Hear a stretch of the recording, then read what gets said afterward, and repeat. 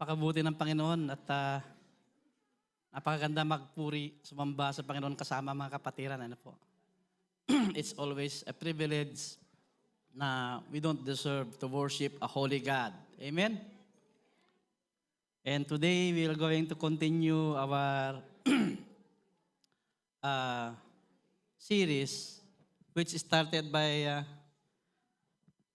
Brother Kurt last Sunday. Talks about 1 Peter chapter 2, which speaks more about growth of every believer.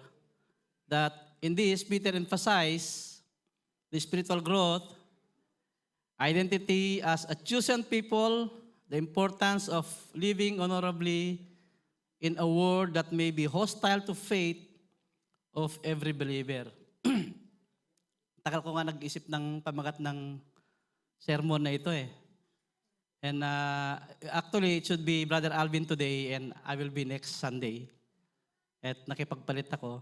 And di ko nga akalain mayroon din imbitasyon next Sunday. Kaya Sunday umaga wala ako dito. Sa hapon ako. Parang pinagtagpo at hindi rin ako makahindi. Paalam ako kay Pastor. Absent ako next Sunday ng morning. Alas kaya mo sa hapon. At ito nga, ang haba ng pamagat, godly living in a foreign world. Gusto kong shortcutin sana eh. Godly living of an OFW. Godly living of overseas Filipino worshiper. Ay, kayo na, masyado kayong mapag-isip ka agad eh. Doon naman sa mga naka-Zoom, godly living of an online faithful worshiper. Diba? Ganda pakinggan, no? Or sabihin natin, godly living of an overseas faithful worshiper. Applied sa atin lahat, nandito tayo, hindi man tayo taga dito eh. We are in a foreign land. Amen? That in the last Sunday's message, the highlight of the sermon of Brother Kurt, that believers should be craving for spiritual milk. That's why he entitled The Pursuit of Spiritual Maturity. Ang ganda ng pamagat ni Brother Kurt last Sunday. With this, it's not just being excited for the Word of God, but craving. Alam mo yung subukan mong hindi kumain ng ilang araw, tignan ko lang kung kahit anong pagkain. Mapili ka, ayaw mo ng talong, kakainin mo yan. Pag nagugutom ka. Knowing that spiritual body needs spiritual food. Amen? And I do believe, after the service extension of Brother Kurt last Sunday, umiksi yung inyong kainan at kwentuhan. No? At talk of the town, si Brother Kurt last Sunday sa mga CGs. And of course, hinabaan nyo siguro yung meditation at devotions ninyo sa inyong mga pag-aaral. Tama ba? Kasi CG namin ganun din eh. And true enough, that we are called believer of God through Christ our Lord, that transformation has to be seen in our lives. And we as called Gentiles in a while, that when we entered a relationship with the Lord, transformations takes place. Otherwise, kung hindi nagbabago yung tao na sinasabi niya siya ay Kristiyano, may problema ang kanyang lifestyle. May problema ang kanyang buhay sa tagpo ng Panginoon. And with all happenings sa ating kapaligiran, yung mga struggles na ating tinatanggap, na ating pinagdadaanan, somewhat hinders us in our journey as believers, as followers of Christ. It has been proven, however, that in everything, lahat ng challenges na meron tayo, God is truly faithful. And in this, believers of Christ has been sustained until today. And we are hopeful for days to come. Amen? Let us pray. Purihin ka, Panginoon, sambahin ang ngalan mo sa araw na ito. Allow us, Lord God, to come before your presence with humble heart, as one unit, as one accord of worshipers, to worship you in spirit and truth. May your name be exalted once again today as we listen to your word, using me as your mouthpiece, hiding me behind your cross, that you alone be exalted and no one else. Dalangin po namin, Panginoon, mangusap ka sa bawat puso ng bawat isa upang kami, Lord God, ay patuloy nga pong mapayapang sumasamba sa iyong banal na pangalan sa kataas-taasan. Salamat, O Diyos. In Jesus' name, amen. So, we are talking about growth of faithful believers of God. That now, we should now be more stronger and stronger as we keep the faith. And He, God, is continuously shaping us as we persevere through the guidance of the Holy Spirit. To preserve the faith and persevere onward sa ating buhay mananampalataya sa tulong ng Panginoon ng Kanyang banal na Espiritu. Amen? And there are more to explore in our growth as in our spiritual journey. So it is imperative for each one of us to focus with what laid ahead in everyday's life, na ito yung ating ipinamumuhay na kung saan ang ating buhay ay maging godly living kahit saan man tayo magtungo. Amen po? So as we continue sa ating series, and with this perseverance experiences, yung ating persevering experiences, we are to expect more to come and should be more ready and hopeful. And we are to encourage each one of us to continue with the faith according to God's purpose sa ating buhay. Yun yung ating tagpo sa Panginoon. And as we have come to know what Peter written in this letter as he begins in chapter 2, we are to take off. No? Take off. Hindi yung take off na paglipad ng aeroplano. Take off. Tanggalin. O everything that entangles us sa ating paglago sa buhay mananampalataya. And be more soaked. No? Lagi kang magbabad sa salita ng Diyos as we should meditate His Word day and night. Sabi nga ng Bible, the Bible says in Psalms 119:105, your Word is a lamp to my feet and a light to my path. So pag madilim, mahirap pag walang ilaw. And therefore, we are seriously studying the Word of God and practice them yearly. Tama ba? Daily. Masyado naman kayong seryoso. So remember that the Bible is a God's breath. And we can read this in 2 Timothy chapter 3, verse 16 to 17 that says, all Scripture is breathed out by God and profitable for teaching, for reproofing, for correction, and for training in righteousness, that the man of God may be complete, equipped for every good work. So with all the learnings that we had, at sa learning na ating matututunan pa sa buhay, it is very important to observe how this applies in our growth, especially in our spiritual lives, and lalo na sa ating mga nasa bansang katulad nito, we are in a foreign land. You see, Brother Kurt, in his preaching last Sunday, expound further that we are to be excluded, and exclusive for God, consecrated. And as we now our position being redeemed by God, called, ang tag ito, holy people. Ano ba sabi niya sa ibang part ng preaching ni Brother Kurt? Holy nation. Holy priesthood. You see, it's very important na ito ay ipamumuhay natin. And we pursue spiritual maturity. And we identify ourselves as living stone, chosen race, royal priesthood, holy nation. A people for His own possession, as we read this in 1 Peter chapter 2, verse 9. And we may proclaim the excellencies of Him, God, who called us out of darkness into this marvelous light.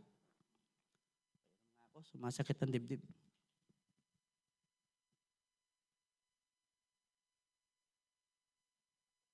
So as we continue, we read chapter 2 of Peter in verse 10.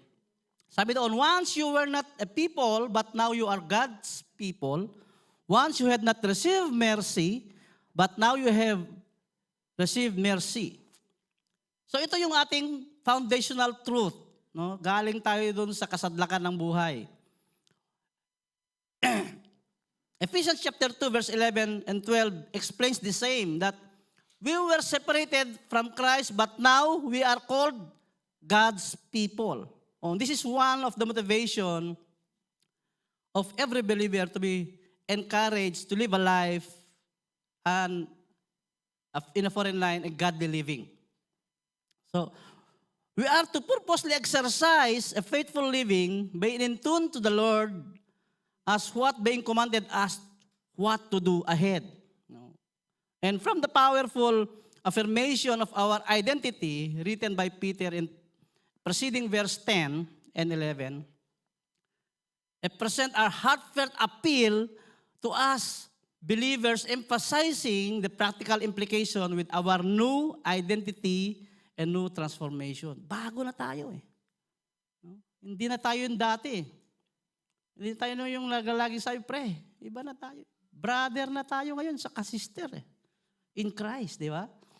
You see, 1 Peter chapter 2 verse 11 says, Beloved, I urge you, as sojourners and exiles, to abstain from the passion of the flesh, which wage war against your soul. You see, whether you like it or not, people are not staying in one place. Mamanga ka nga pag pumunta ka ng beach. Kahit na nag-lockdown, ang daming bakas ng paa eh, di ba? Sabi sa bagay, laging maraming pupunta kung saan-saan. So, you see, it's addressing the believers as beloved. Peter established a tone of deep affection and pastoral concern. Katulad ni Pastor Jong, he is telling us, magpursige kayong mag-aral ng salita ng Diyos. And it's the same way to have a heart closer to God, making a plea from a loving mentor to be mindful of who we are before God. Ano ba tayo sa Panginoon? And we have to understand that a believer of Christ, we are called foreigner now in this sinful world. Hindi na tayo taga mundong ibabaw. We are called like, sabi nga dun sa verse, sabi niya, we are called sojourner and exile. Meaning, this is not our permanent destination, a place to live forever. We are here temporarily. I hope we all understand, as a person of Christ, believers of Christ, saved through His saving grace, that we are now being adopted, and now we are bound to heaven as His or her permanent address eternally. Sarap pakinggan, di ba? Kaya yung mga pinipilatan kayo, nakalagay yung permanent address. Minsan, ang hirap mong, di ba, fill up, kasi alam mo, permanent address mo is heaven. Amen? So, our permanent address is heavenly kingdom. So, we are foreigner in this world wherever we are. Kahit saan ka naroon, still you should call yourselves foreigner. Kaya hindi lang yung pag nasa Pilipinas, ang daming foreigner. Di ba? See, you see this, and the second instruction is to abstain from your sinful desire, which wage against your soul.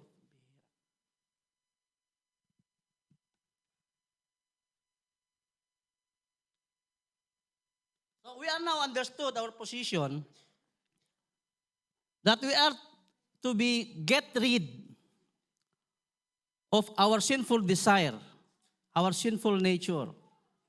So we are to focus closely to our behavior day by day as we identifies believer of God to be mindful and strongly restrain ourselves from doing any unjoyful sinful nature. No? Hindi na tayo nag-enjoy sa ating nakaraang buhay na kung saan this conflicts against our spiritual growth. So, fleshly lusts understood that your impulse desire is contrary to the will of God, rooted to human nature of fallen aspects. And therefore, you should see this, that is not limited only to sexual sins, but to a broad range of greediness, envy, a destructive urge, and that anything that leads us away from God. Amen? Our design is different. And it's the same word given by John in 1 John chapter 2, verse 15 to 16 says, "Do not love the world for anything in the world. If anyone loves the world, love for the Father is not in them. For everything in the world, the lust of the flesh, the lust of the eyes, and the pride of life comes from the Father, but from the world." Amen? The phrase, "which wage war against your soul," speaks about internal battles. Yan yung dating preaching about internal battles. The word war is talking about ongoing conflict between your flesh and the spirit, which has high stakes. And your health, as spiritual health, is at stake.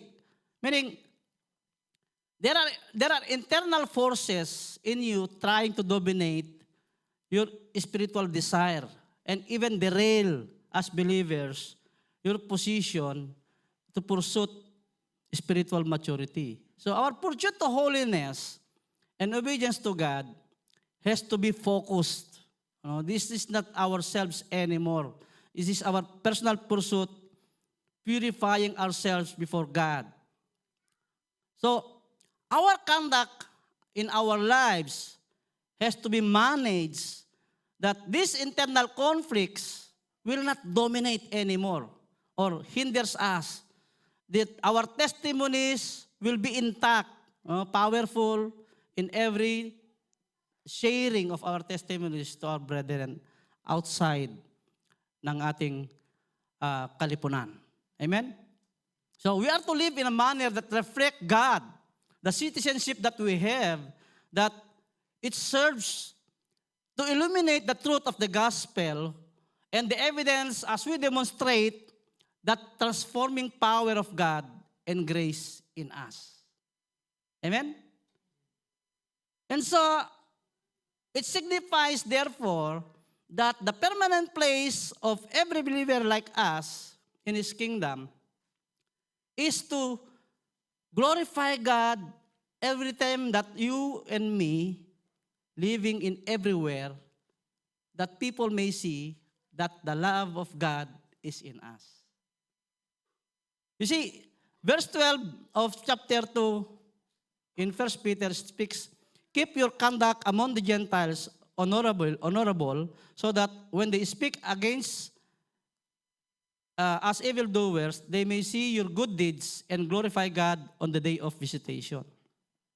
So our perspective in every life na meron tayo is to glorify God. So Peter instructs us that we Christian is to conduct ourselves honorable among non-believers, so that even when we are accused of wrongdoing, our good deeds may lead others to glorify God. And this call each one of us to observe integrity as a crucial part of our belief. Amen? Especially in the face of persecutions. Kaya nga minsan, yung English na natin, dahil nahalo na tayo sa kung saan-saan. Backside na yung tingin natin sa likod eh. Go backside. You see, our constant observation and practice of this instruction of God through Peter is to put always our awareness that we are sojourners in this world and to display the love of God making difference against non-believers that truly magnifies God and His greatness. And in any authorities na nakakasaklob sa atin, nakasaklob sa atin. Being mixed. Sigurado ko, meron kayong mga kasamahan na hindi nyo kapwa mananampalataya. Kung hindi man ito ibang lahi, karamihan sa atin ay nakapaloob sa kumpanya na kung saan marami ang hindi mananampalataya. So we have to be mindful. We are in mix. So, the Bible is telling us to consecrate ourselves before God. Pag sinabing consecrate, yung word is set apart for the Lord. And we'll always be ready in every circumstance that we are steadfast and have that sober mind sa mga circumstansya na meron tayo sa araw-araw. So, meaning, the state of our mind, our mental clarity, and emotional clarity is balance.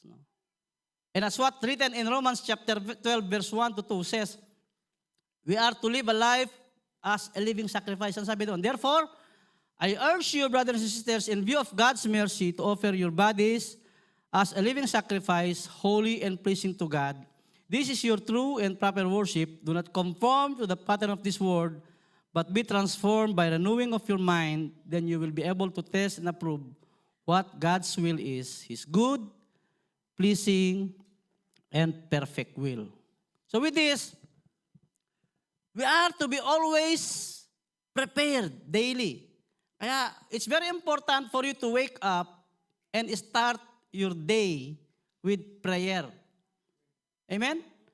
Kaya dapat tayong manalangin, hingi tayo sa banal na Espiritu na bigyan tayo ng kalakasan, empower us in every word that we are going to say, in every word that we are going to take, meaning we are to clear our mind for any away from any sinful desire. No, kung saan nakatuon tayo sa Panginoon, that we are ready to any attack by other people, that we understand, having clearer mind, and for us to see the work of God in our lives that eventually glorifies God.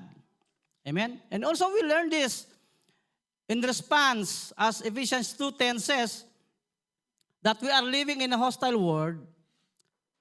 Ang sabi niya doon, for we are workmanship. Sabi nga dito sa Ephesians 10, ibang version, we are God's handiwork. Created in Christ Jesus to do good works which God prepared in advance for us to do. So yun yung ating pagtutuunan ng pansin.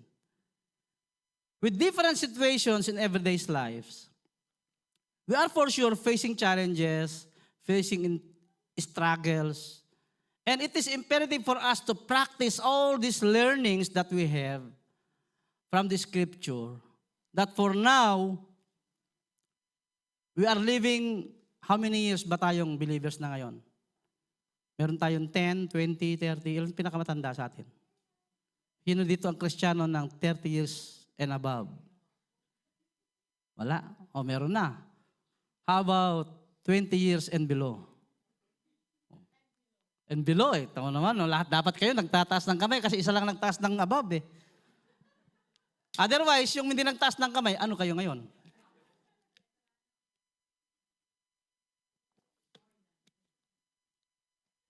So, we saw our growth, no? Paiba-ibang klase ng ating pagtaas ng antas ng ating buhay mananampalataya. And with our experiences, we expect more to come. Dahil hindi naman bed of roses ang buhay mananampalataya. And sa mga bagong mananampalataya, you will expect more to come. And this is a sweet and persevering journey with the Lord. Makikita mo yung joy that you are persevering and you are victorious in every way because God is victorious through Christ our Lord. And these experiences that we had and experiences to come will always keep us in shape. No, imomold niya tayo ayon sa panutuntunan ng Panginoon upang tayo ay mabuo ayon sa Kanyang tagpo sa atin sa pamamagitan ng guidance ng ating banal na Espiritu. Na kung saan, we always be dependent upon Him. No? Lagi nating ina-acknowledge yung presensya niya in every situation. That He will give us wisdom, will give us strength, ang tamang pagsagot sa tao. And verse 13 and 14 says, Peter is reminding us to discipline the value of being as one Christian we are. That toward authorities in land, they must see that the supreme authority over us is God. So, submission to authority in verse 13 says, be subject for the Lord's sake to every human institution, whether it be to the emperor as supreme, and verse 14, or to the governor as sent by him to punish those who do evil and to praise those who do good. In principle, this passage is talking to a believer that, katulad sinabi ko kanina, making yourselves different. That you highlight the value as called transformed people of God. Binago ka na ng Diyos.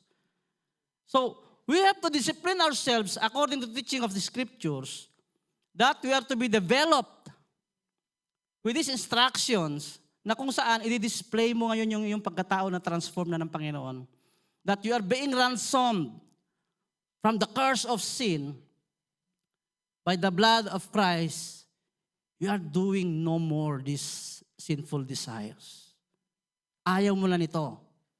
Kinaiinisan mo na ito. Amen? So we need to train ourselves every day na kung saan didisiplinahan mo yung sarili mo with the guidance of the Holy Spirit. You see, I still remember during my time when I was young, being trained.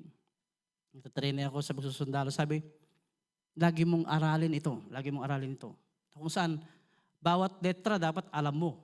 You can even explain to them yung letra. Naalala ko pa ngayon, yung loyalty pledge. Pipipikitan ka gano'n, tapos sasabihin mo, what is loyalty pledge? Ang sinasabi pa doon, if you work for a man in heaven's name, work for him. Speak well of him and stand by the institution he represents. Ibig sabihin, magpasakop ka. No? You submit to the authority. I thought it was just an idea of an organization. Parang ito'y katuruan lang nila. Na ngayon na nag-aaral tayo ng Biblia, lahat pala ng katuruan meron sa mundong ibabaw, ay nakapaloob lang sa Biblia.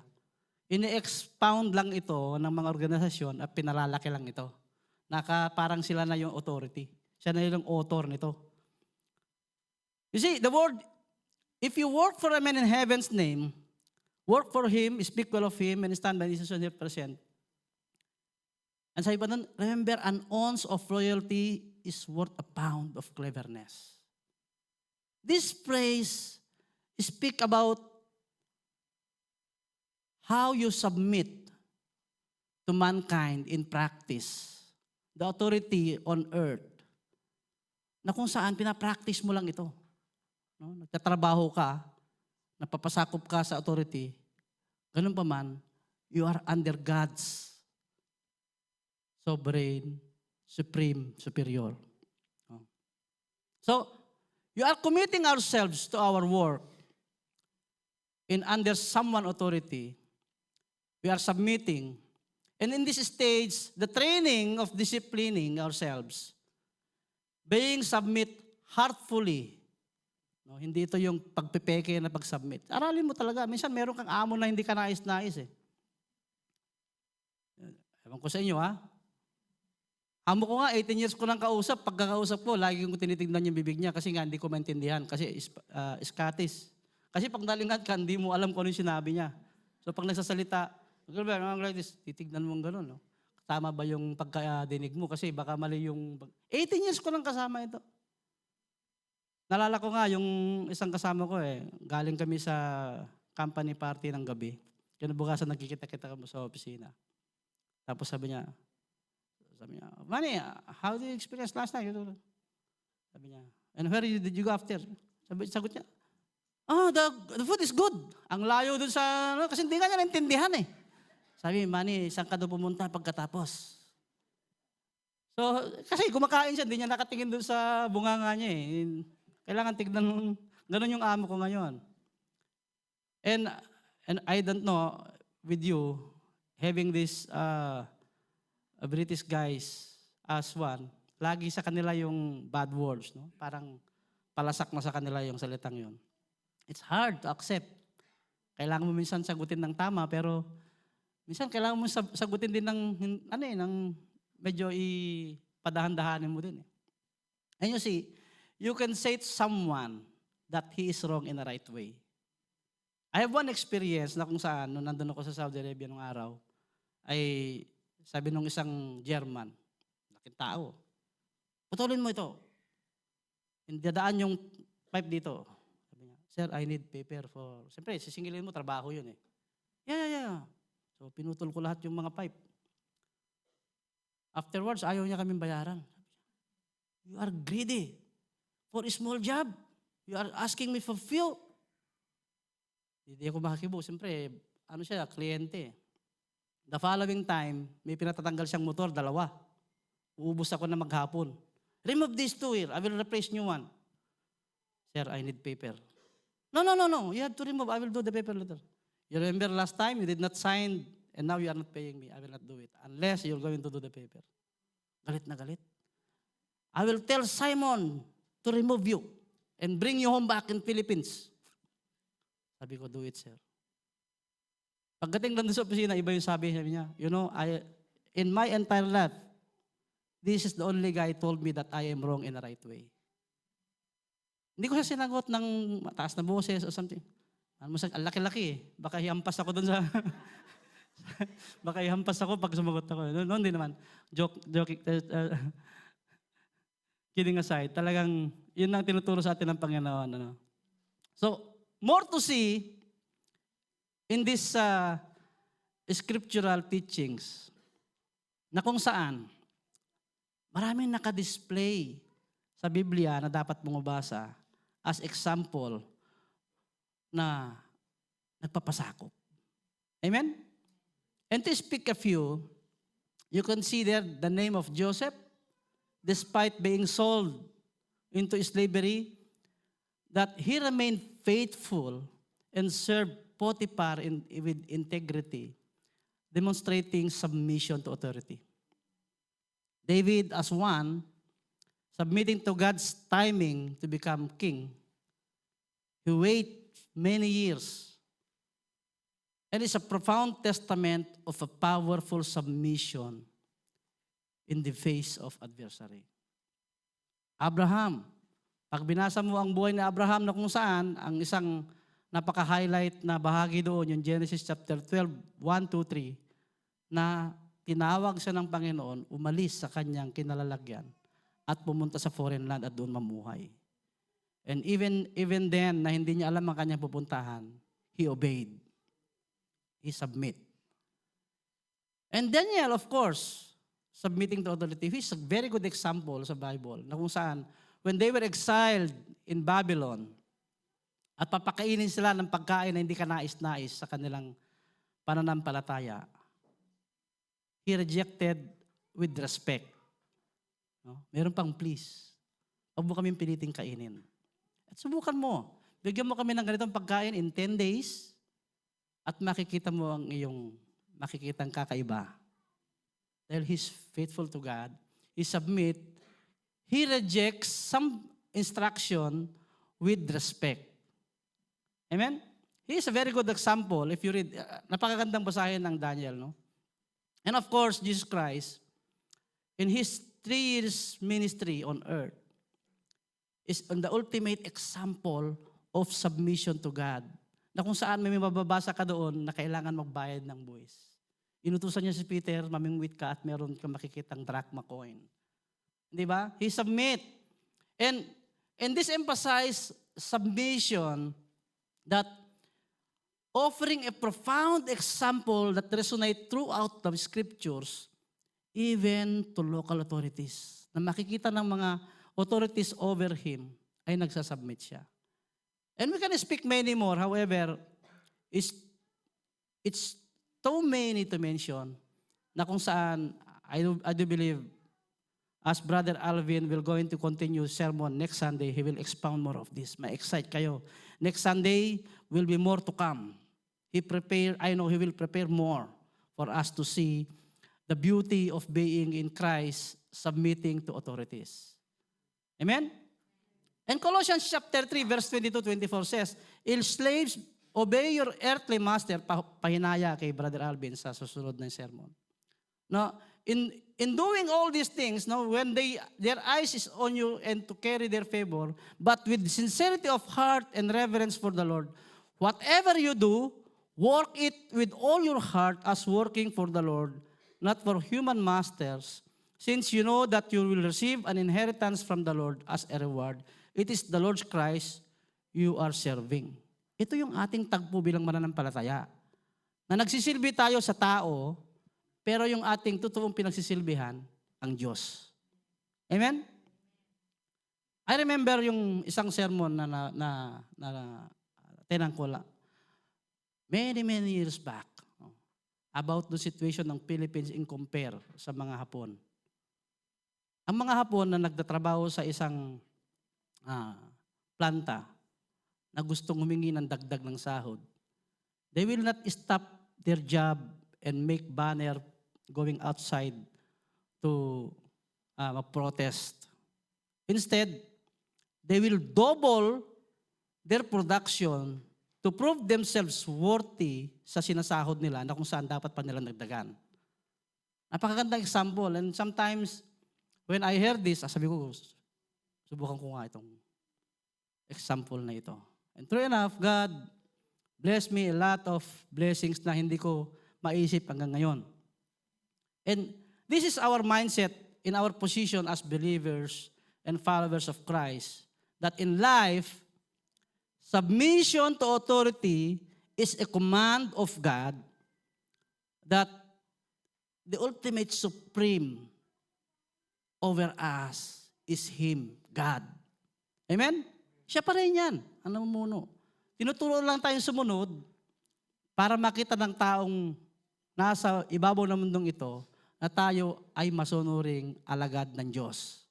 So 1 Peter chapter 2 verse 15-17 says, "For this is the will of God, that by doing good, you should put to silence the ignorance of foolish people." And 16, "Live as people who are free, not using your freedom as a cover-up for evil, but living as a servant of God. Honor everyone, love the brotherhood, fear God, honor the emperor." This is the will of God. Ito yung nais ng Panginoon.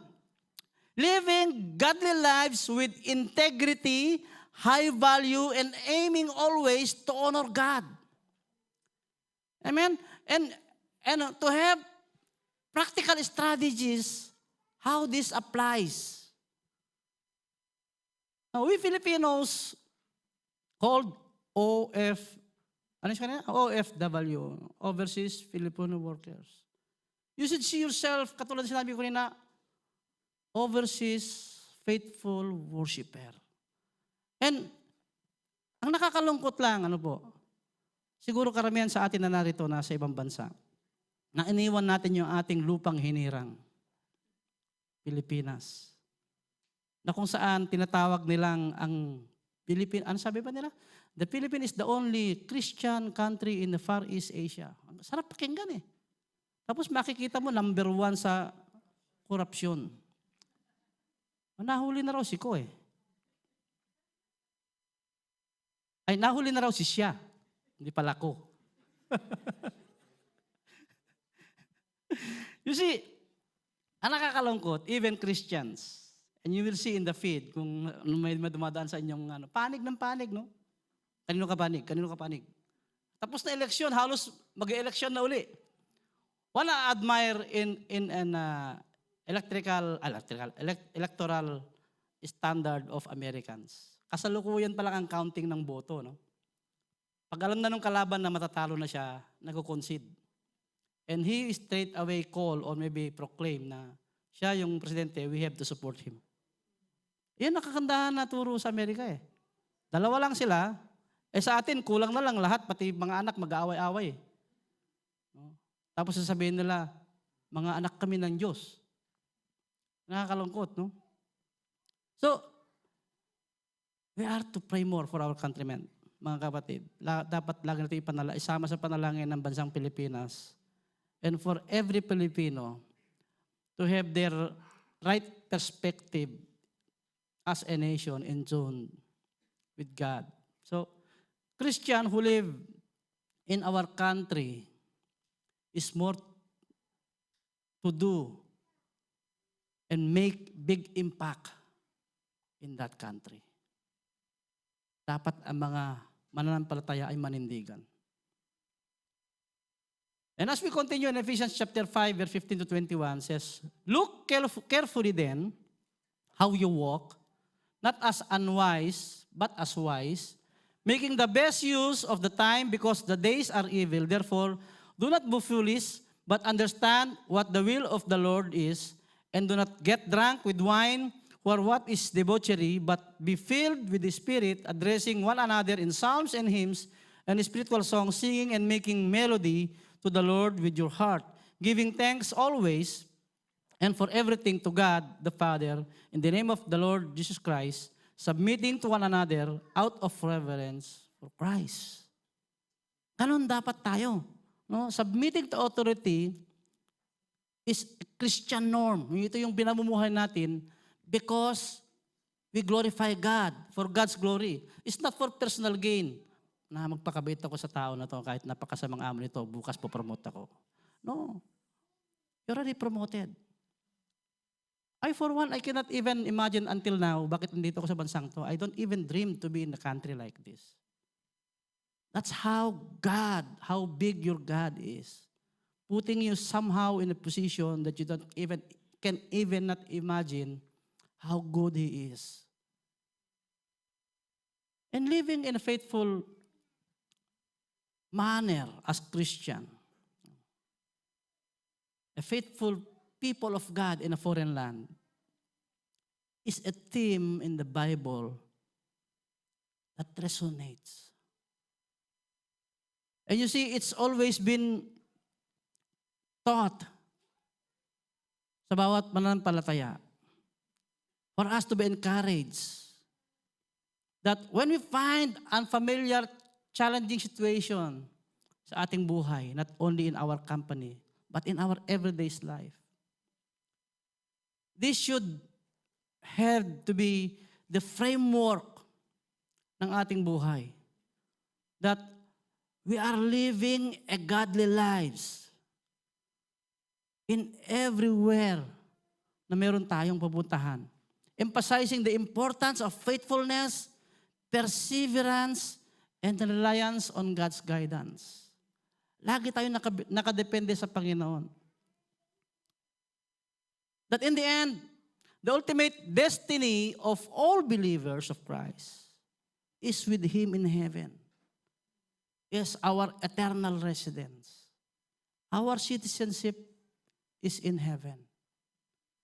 Yun yung nagbibigay sa atin ng excitement to live a godly life in foreign land. To proclaim that we are not in this world, but we are in Him in heaven. So while we are still on this earth, in a temporary world that we lived in, we should take every opportunity to shine as one. Devoted believers of Christ to deliver God's glory in His presence. Displaying the goodness of God na kung saan we as called agents of God, that people surrounding us may see that who Christ we represent. Sino ba ang Kristong ating nire-represent? That in His 3 years demonstrations on earth, we should always see this as a very good demonstration of example na ipumuhay natin. And we can only do this by the guidance of the Holy Spirit. Hindi mo naman kaya ito mag-isa eh. And in this, we should be fully dependent upon Him, God. whom always sustain us, whatever situation we may have. Ano man ang katayuan mo sa buhay, ang Panginoon ang magsusustain. Ano man struggles mo, ano mang sitwasyon mo. In conclusion, mga kapatid, with truthfulness and faithfulness in our heart toward God, it should be always beneficial to us to remain in submission to any authorities on earth. Because we are belong to God as He is our supreme authority over our lives in principle. Yun yung ating katayuan bilang mananampalataya ng Diyos. And God is calling us to get rid in every negativity, these negative behaviors that we had. But focus with our identity, being with Christ, living to conduct honorably among non-believers. So that even when we are to be accused by someone, we are calm. That our good deeds may lead others to glorify God. Bira, nilibak-libak ko na itong taong to, ba't ganito pa rin siya? Anong meron to? Let them ask, anong meron ka? At ganito ka mamuhay. And that is a given opportunity for you to share the love of God. We had a simple Bible study last night with my children. And I was telling them, you have to learn how to share the gospel. Ano pag-usapan nga namin sa Amen, doon nga napunta yung aming usapan, first part, is for the people to know that there is bad news in their lives. However, there is also good news to come if they will listen and accept. Kailangan mo nang malaman nila ano yung bad news. Dahil pag ang mayamang tao, isi-share mo ng bad news, sasabihin sa'yo, wala akong bad news. Ang sarap-sarap ng buhay ko eh.